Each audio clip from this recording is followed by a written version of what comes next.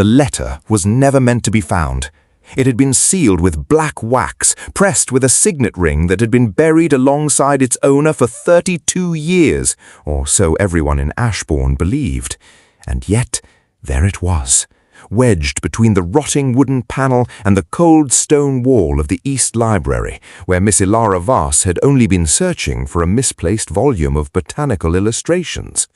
The envelope was yellowed at the edges, curled with age and damp, but the seal, that terrible, unmistakable seal, was wholly and perfectly intact. Ilara did not breathe for a very long moment. She stood in the amber half-light of the December afternoon, the air around her thick with the smell of old leather and spent coal, the draught from the cracked window above the escritoire lifting the loose tendril of dark hair at her temple.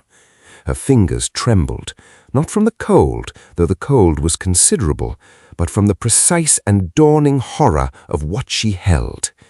The seal bore the crest of the Duchy of Ashbourne, the old crest, the one that had belonged to Edmund Hartwell, the fourth Duke, a man who had died, if the family records and the vicar's worn ledger were to be believed, of a sudden fever in the winter of 1804.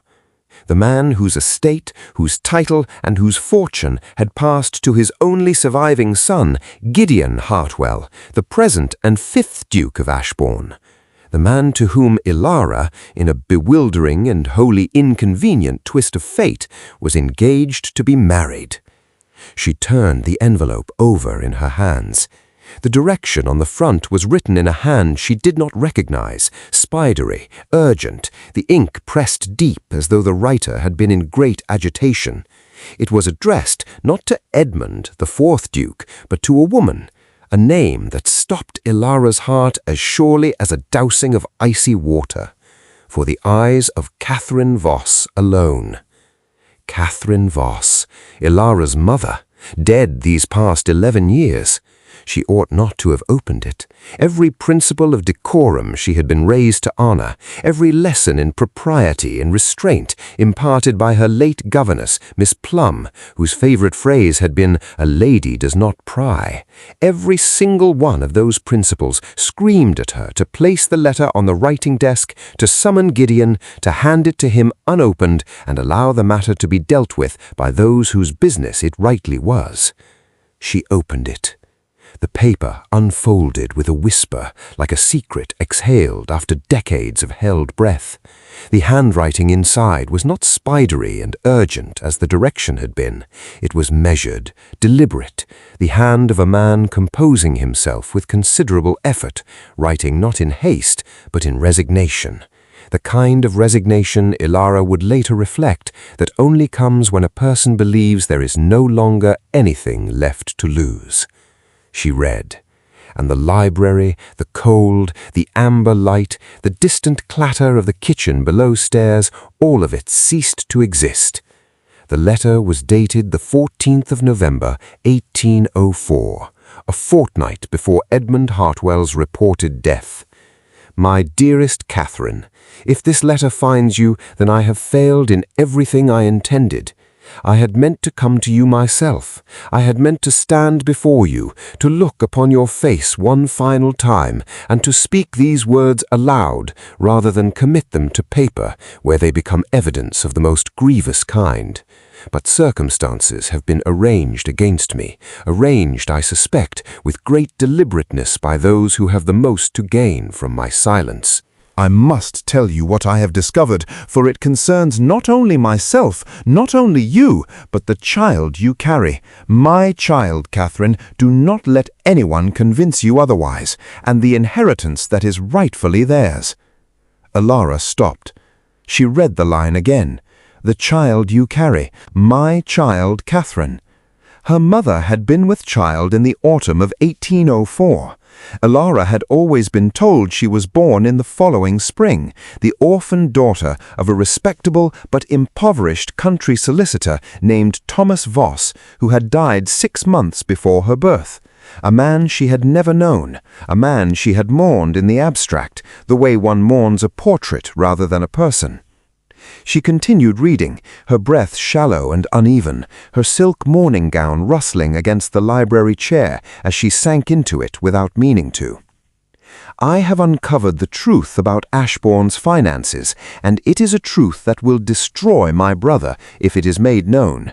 Reginald has been systematic in his deception.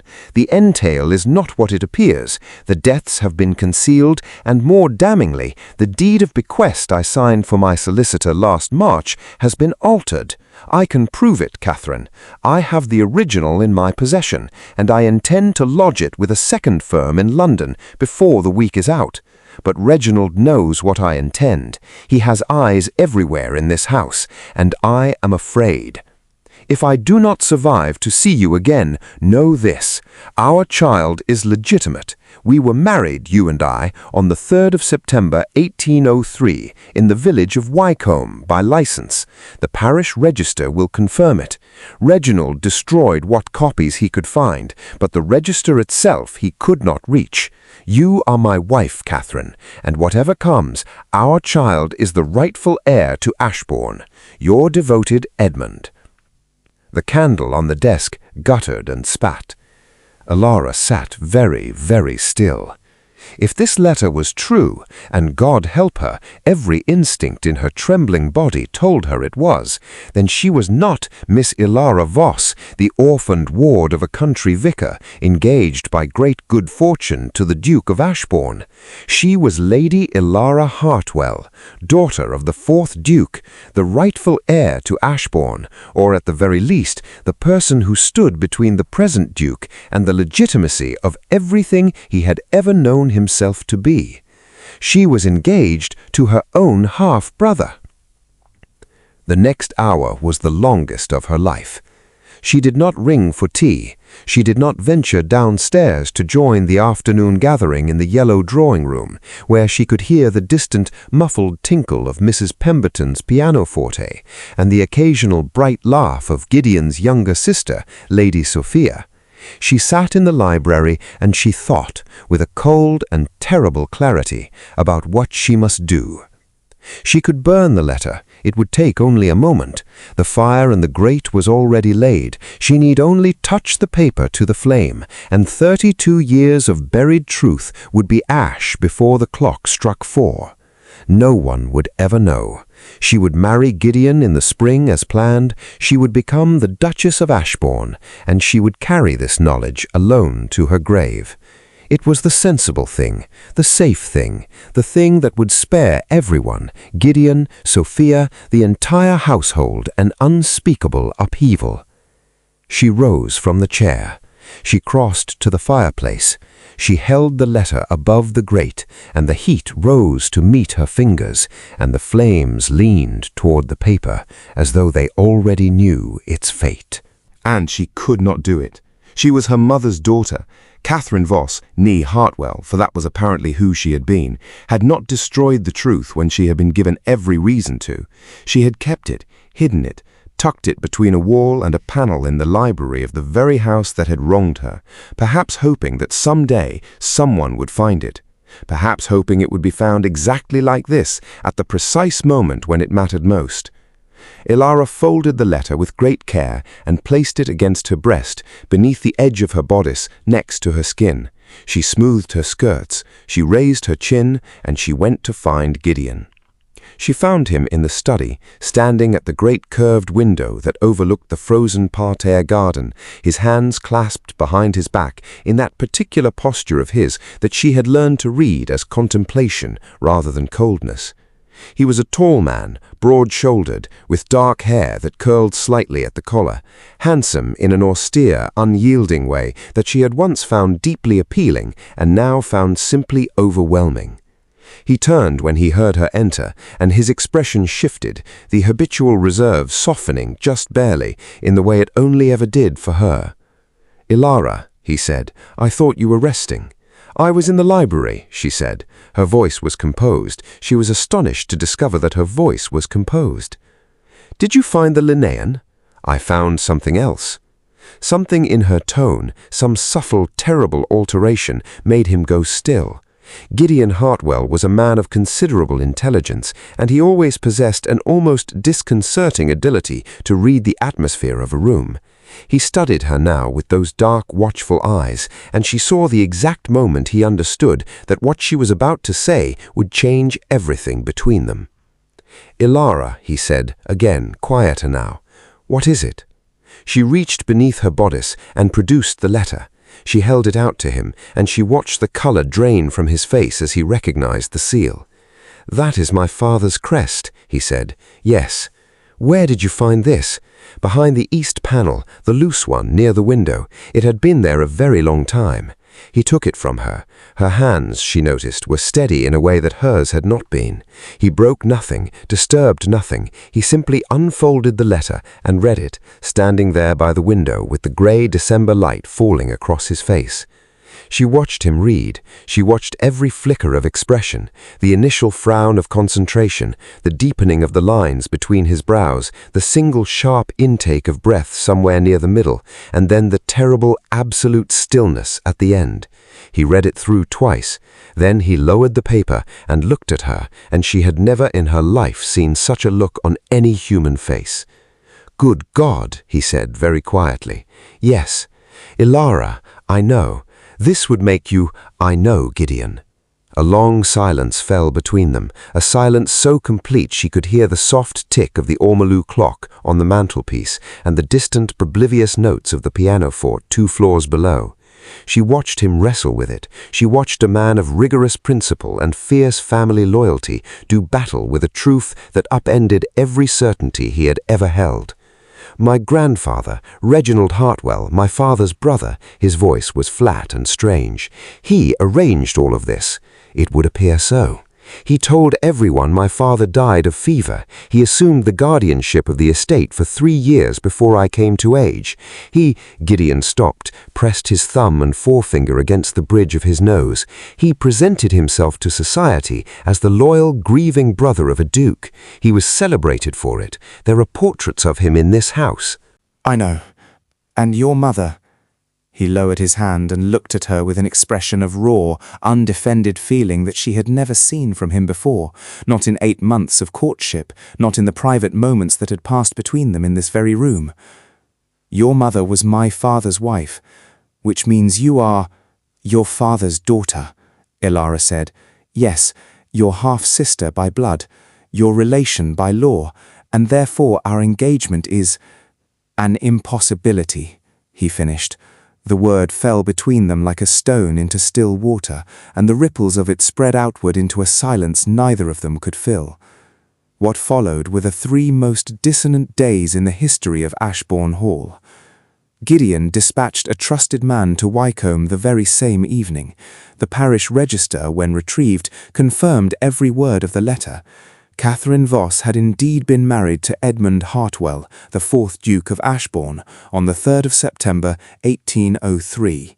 The record had been hidden in plain sight, listed under the bride's maiden name, in a village far enough from London to escape the notice of a man intent on erasing it, but close enough to survive.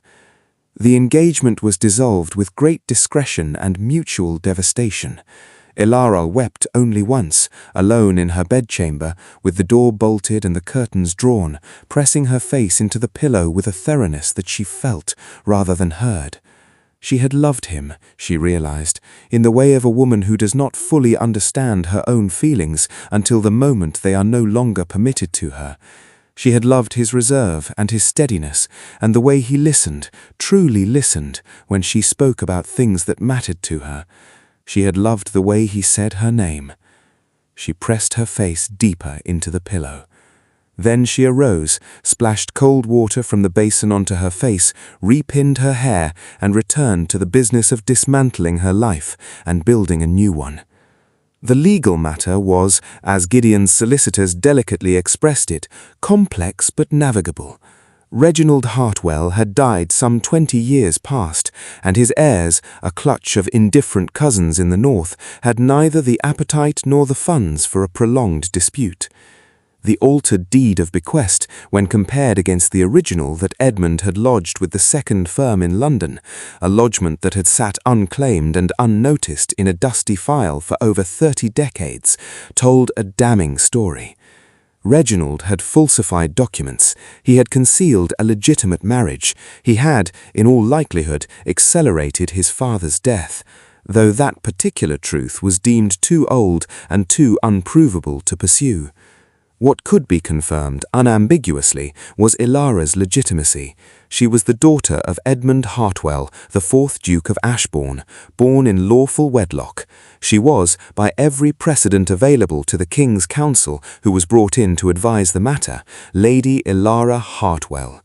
Not an heir to the dukedom, the title followed the male line, and Gideon remained the 5th Duke, his own legitimacy untouched, but heir to the personal fortune of the 4th Duke, which Reginald had absorbed into the estate, and which had been, for 32 years, effectively stolen. The sum, when the solicitors finished their accounting, was enough for 3 of Ilara's closest acquaintances to faint outright on hearing it. Spring came to Ashbourne in the way it always did, tentatively at first, a suggestion of warmth at the edge of the cold, a few stubborn crocuses pushing through the frost-bitten ground below the east library window. Ilara walked in the gardens in the mornings, as she had done all winter, only now she walked as Lady Ilara Hartwell, and the gardeners who had previously offered her the respectful but uncertain nod reserved for a guest now bowed with a frequency that she found both gratifying and somewhat exhausting. She encountered Gideon on the south terrace on a Tuesday morning in March. They had seen each other many times over the intervening weeks, had been forced by circumstance and household management to confer frequently, often at length, about matters ranging from the estate accounts to the appropriate disposition of certain portraits that neither of them wished to look at any more. They had been exquisitely, painfully courteous. He was standing at the stone balustrade when she came out, looking at the view with that familiar, contemplative posture, hands clasped behind his back, shoulders set, the line of his jaw sharp against the pale sky. He turned, and she thought, not for the first time, that the look he gave her was not the look of a man regarding a sister. "You are leaving next week," he said. It was not a question. "I have taken a house in Bath, the Kellaway property on the Crescent. It is very agreeable." "I have been told it is." A pause. "Ilara," he said. "Gideon, I find that I wish to say something to you, and I am uncertain whether propriety permits it." She tilted her head. The breeze caught the brim of her bonnet, and she put a hand up to steady it.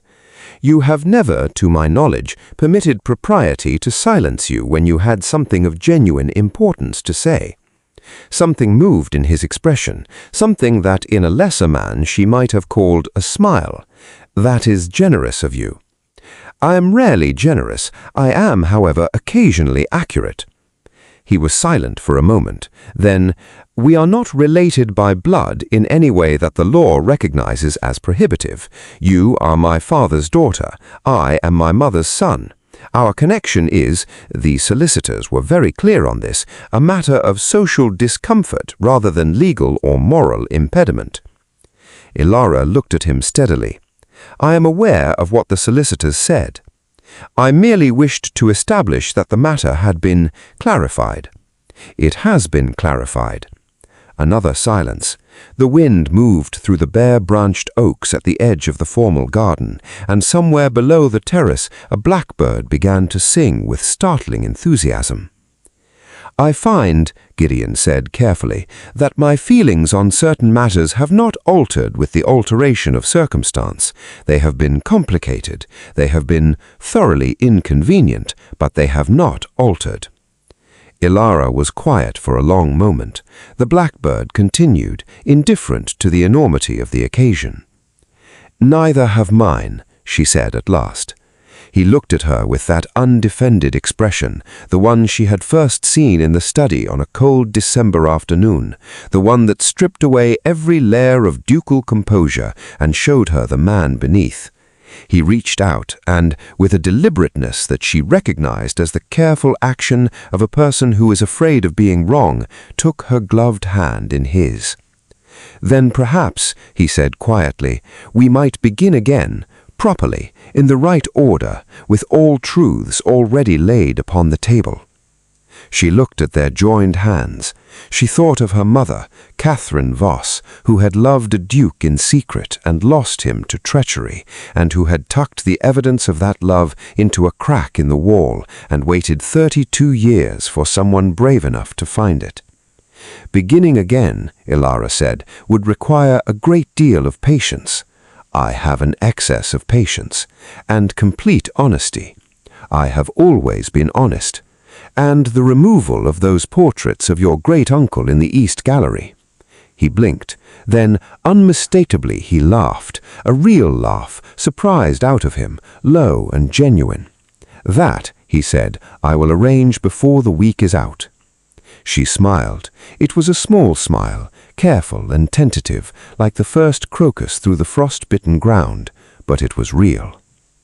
"Very well, then," said Lady Ilara Hartwell, daughter of the 4th Duke of Ashbourne, standing in the pale March sunlight on the estate that was, in more ways than one, her birthright. "We begin again."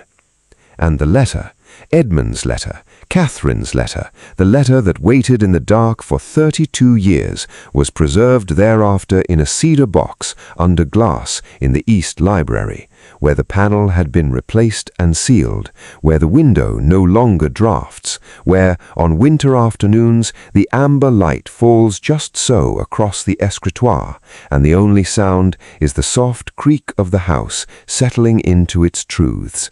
All of them, at last, laid bare. Thank you for joining us on the Duke's Lost Letters. If this story moved you, if you felt every cold draught, every trembling moment of discovery, every impossible heartbeat on that terrace, please subscribe, leave a comment below, and allow the algorithm to carry these stories to someone else who needs them tonight. New episodes every day.